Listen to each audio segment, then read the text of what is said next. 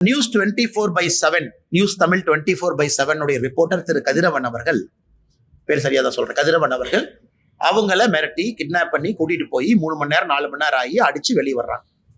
ஆனா கரூர் காவல்துறையினுடைய கண்காணிப்பாளர் அவர்கள் ஒரு பத்திரிகை அறிக்கை கொடுக்குறாங்க. அது வேற ஏதோ மாநிலம் மாதிரி இருக்கு. படிச்சா எதுவுமே நடக்கல.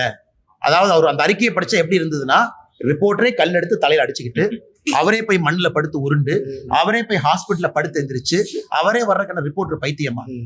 அதனால இந்த காவல்துறையினுடைய அறிக்கையை பார்க்கும் பொழுது எப்படி ஒரு காவல்துறை கண்காணிப்பாளர் இப்படிப்பட்ட அறிக்கையை கொடுக்க முடியும்?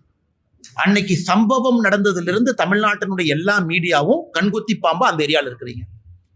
ரியல் டைம் கவர் பண்றீங்க, பல ஆடியோவை ரிலீஸ் பண்றீங்க, குவாரிக்கு போறீங்க, ஹாஸ்பிட்டல்ல இருக்கீங்க.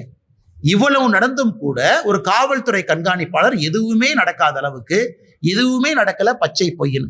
பச்சை பொய்யா இருந்தா இங்க மேல கேஸ் போடுங்க ஐயா. நாங்களாம் பேசணும்ல, ஆதரவா பேசணும்ல, எங்க மேல கேஸ் போடுங்க, கோர்ட்டுக்கெல்லாம் டாக்குமெண்ட் கொண்டு வாங்க பார்க்கலாம். அதனால இன்னைக்கும் திராவிட முன்னேற்ற கழகத்தை பொறுத்தவரை ஒரு எம்எல்ஏவை காப்பாற்றணும்.